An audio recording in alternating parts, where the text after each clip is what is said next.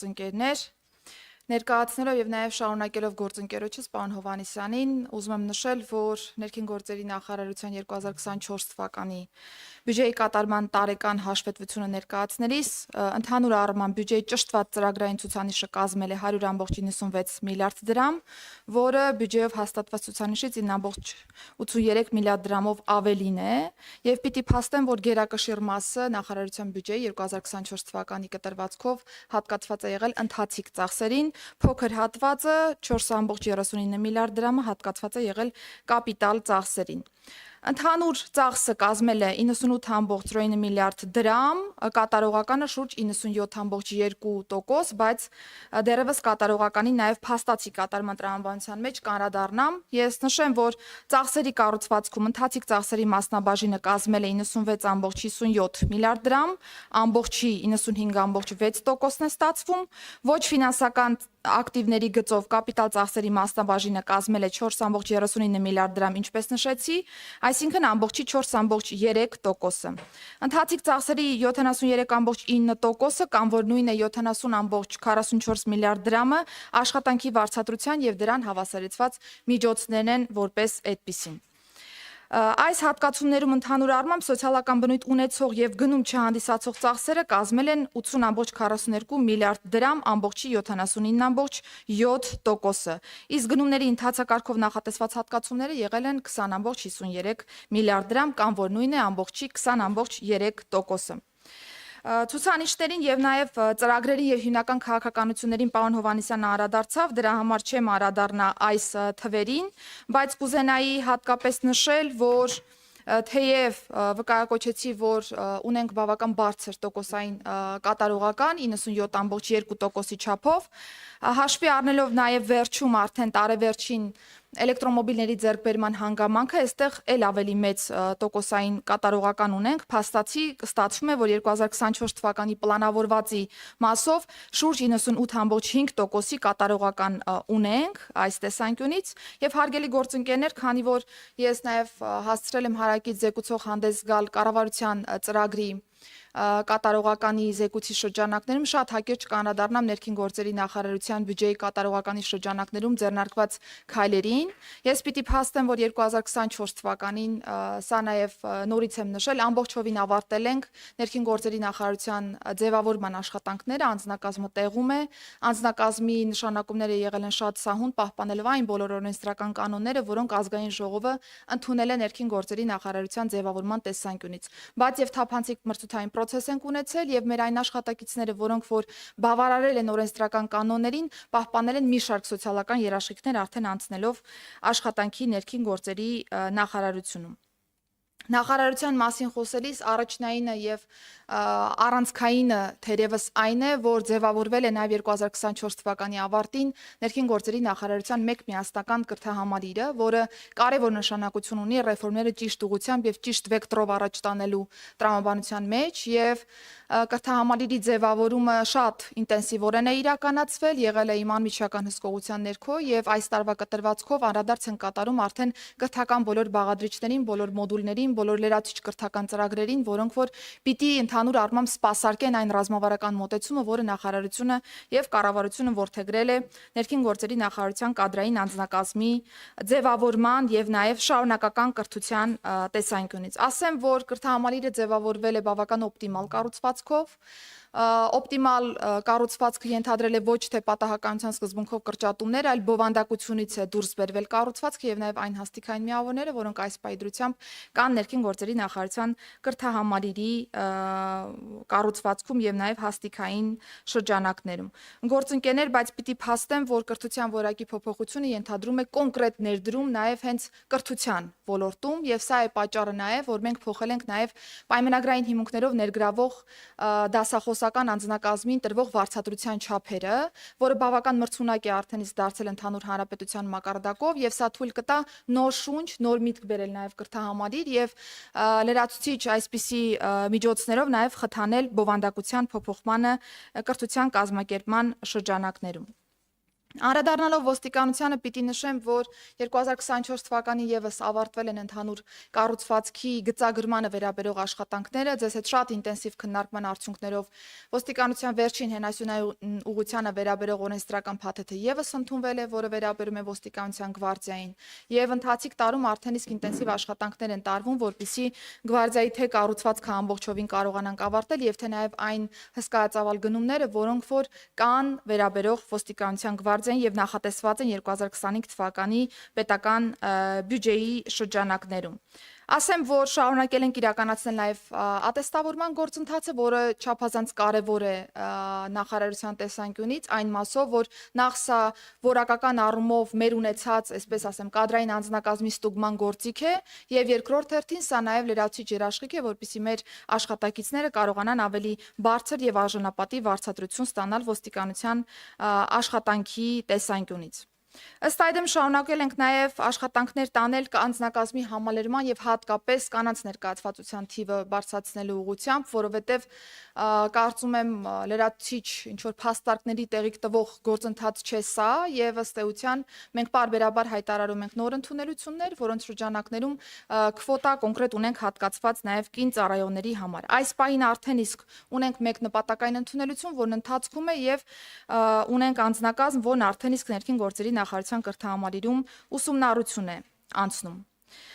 Գործընկերներ, չնայած որ իմ նշած բոլոր փոփոխությունները եւ նաեւ այն փոփոխությունները, որոնք որ ես հաշվի առնելով բյուջեի կատարողականի ձևաչափը չեմ վկայակոչում այս պահին, որովհետեւ բազմիցս հասցրել ենք միասին քննարկել, պիտի նշեմ, որ հերանեկարային են, այսինքն կարճաժամկետում այն արդյունքը տվող չեն, ինչ որ մենք ակնկալում ենք, բայց պիտի փաստեմ, որ սրա կողքին կարճաժամկետում մենք ունենք մի շարք վիճակագրական տվյալներ, որոնք փաստահեն են եւ մեզ կարող են նաեւ ցույց տալ եւ վերահաստատել, որ այն ուղղությունը, որ որդեգրել է կառավարությունը ներքին գործերի բնագավառի բարեփոխումների տեսանկյունից ճիշտ ուղղությամբ է առաջ շարժվում։ Մենք ընթացիկ տարում անընդհատ խոսել ենք նաև հանցավորության աճի, հանցավորության տարբեր դրսևորումների, տենդենսների եւ մնացյալի մասով, բայց նշել եմ եւ նորից եմ շեշտադրում կատարված աշխատանքի արդյունքում 2024 թվականի կտրվածքով գրանցված հանցագործությունների թիվը նախորդ տարվա համեմատությամբ նվազել է 1.1%-ով։ Թմրամիջոցների ԱՊՆ-ի շրջանառության թեմային հատկապես կուզենայի անդրադառնալ, որովհետև իրավացիորեն եւ օբյեկտիվորեն մենք անընդհատ քննարկում ենք այս հարցը եւ շարունակելու ենք, կարծում եմ, համատեղ քննարկել, որովհետև դեռ անելիքներ կան այս ոլորտում, բայց համեմատականի համար նշեմ, որ 2024 թվականին առգրավվել է շուրջ 426 կիլոգրամ տարբեր տեսակի թմրամիջոցներ, ինչը 2023 թվականի համադրությամբ ավելի է 202 կիլոգրամով շուրջ։ Բայց նաեւ շեշտեմ, որ պահպանելով գիծը 2025-ը եւս հետեւողականորեն շարունակում է այս ուղղությամբ աշխատանքները թվականի կտրվածքով եւ ամբողջ իրավապահ համակարգի կողմից ըստ էության այս ժամանակահատվածում մենք ունեցել ենք շուրջ 173 կիլոգրամ թմրամիջոցի առգրավում որպես այդպիսին։ Բնականաբար խոսելով վիճակագրական տվյալների մասին պիտի անդրադառնանք նաև զենքզինամթերքի առգրավման աշխատանքներին եւ նաև ճանապարհատրանսպորտային պատահարներին 2024 թվականի կտրվածքով առգրավվել է կամ կամավոր հանձնվել է 1579 միավոր հրազեն, որը 10.7%-ով ավելին է նախորդ տարվա առգրավված ցուցանիշի համադրությամբ։ Այսինքն այս խմբականակով ապօրինի պահվող զենքզինամթերք դուրս է բերվել ըստ էության շրջանառությունից։ Տրանսպորտային պատահարները մեր այն ուղղություններից են, որոնք որ կարիք ունեն ել ավելի մեծ ուշադրության, ել ավելի մեծ ջանքի եւ բարեկային ծառայությունը այս տեսանկյունից հատուկ կենտրոնացում է ունեցել թեմայի ուղղությամբ եւ ըստ այդմ 24 թվականին 23 թվականի համեմատությամբ ճանապարհատրանսպորտային պատահարների թիվը նվազել է 299-ով, զոհերինը 45-ով, վիրավորներինը 421-ով եւ սա այն պայմաններում, երբ որ արդեն իսկ գրեթե միլիոնի հասնող տրանսպորտային միջոցներ ունենք հաշվառված Հայաստանի Հանրապետության տարածքում։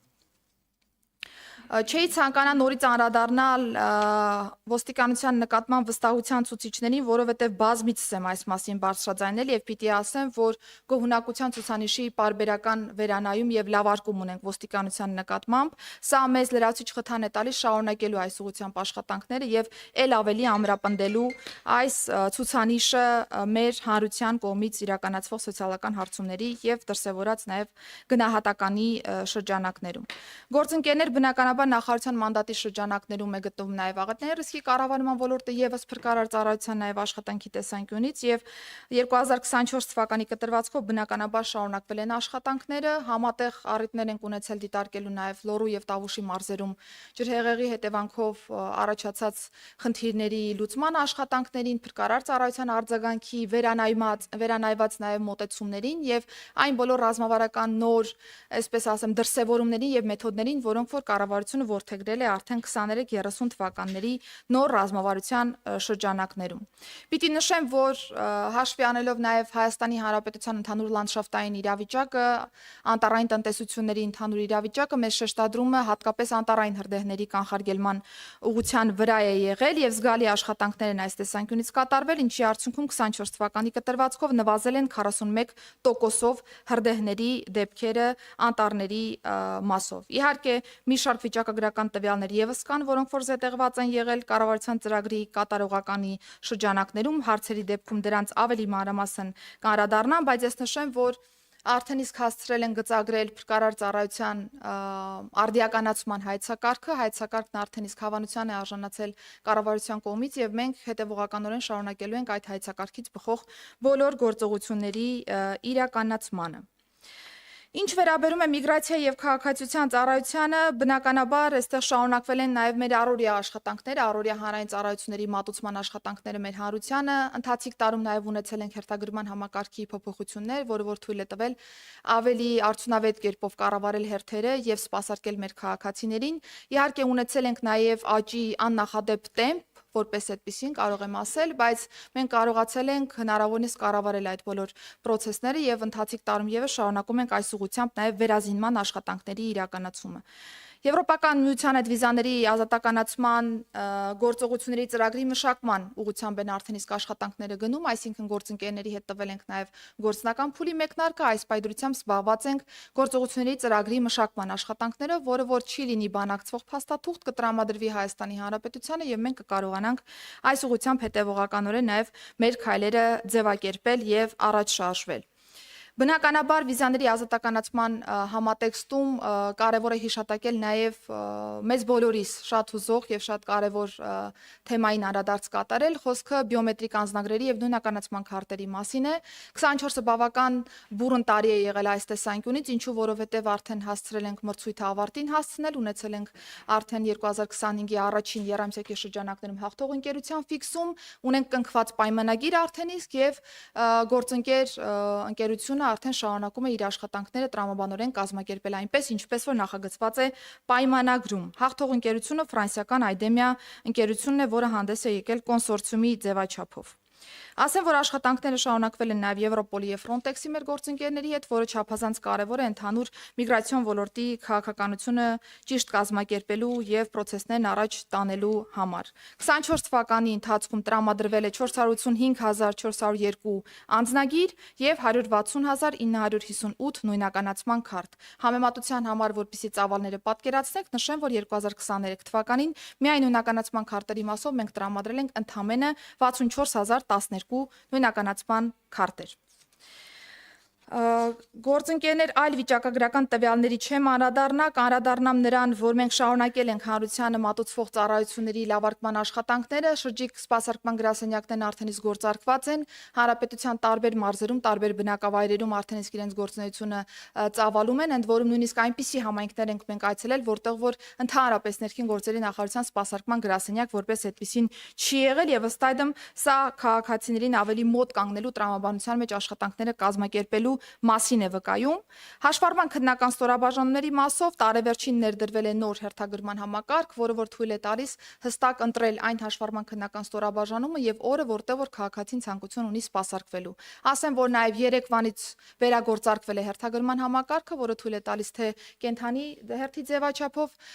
ծառայություններ ստանալ եւ թե նաեւ on-line early one հավելվածի միջոցով ստանալ այդ բոլոր ծառայությունները։ Ինչ որ վկայակոչեցի, հարգելի գործընկերներ, սրանք կատարված աշխատանքի մասով ընդամենը 1-2 նախադասության ամփոփումներ են։ Իհարկե, այս ընդհանուր արդյունքների ներքո կա կատարված հսկայածավալ աշխատանք, այդ թվում ազգային ժողովի ներգրավմամբ, հատկապես պաշտպանության եւ անվտանգության հարցերի մշտական հանձնաժողովի նաեւ օժանդակությամբ իրականացված, ինչի համար շնորհակալությունս բոլորիդ։ Եվ պիտի փաստեմ, որ շարունակելու ենք հետևողականորեն այն երկխոսությունը շարունակել, որ կա ձևավորված կառավարություն ազգային ժողով ձևաչափի շրջանակներում եւ յուրաքանչյուր հարց, որ նախարարության շրջանակներում կա որպես ռեֆորմի մաս, բնականաբար նաեւ կոմունիկացնելու ենք ազգային ժողովի հետ նախապես, որպիսի տարբեր օրենսդրական փաթեթներ ազգային ժողով բերելու ուղարկելու պայմաններում մենք կարողանանք հնարավորինս կոնսենսուսային լուծումներ ունենալ այս տեսանկյունին։ Շատ հակիրճ, հարգելի գործընկերներ, այսքանը, շնորհակալություն։ Շնորհակալություն տիկին նախարար, հարցերի համար հերթագրում Արմենը Խաչատրյան հերթագրվել է, այսպես կգնանք։ Գեգամ Նազարյան հաջորդը, Ռուբեն Մերաբյան, Գեգամ Մանուկյան, Դավիթ Կարապետյան։ Ցենք Արմեն Խաչատրյանից խնդրեմ